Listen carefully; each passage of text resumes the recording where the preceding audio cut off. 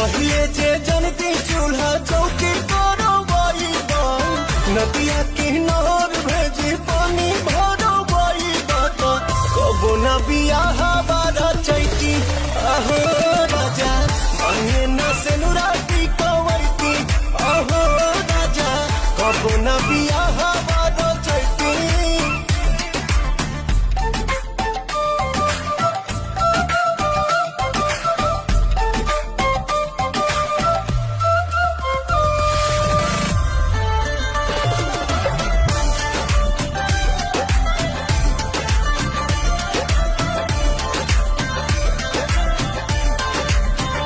साड़ी दिहल पापा जी के गाड़ी दिहल पापा जी के जाना पर घूमी तू ऐस करेला कबहू खर्च नहीं कैस करेला कुल ही कमाई सब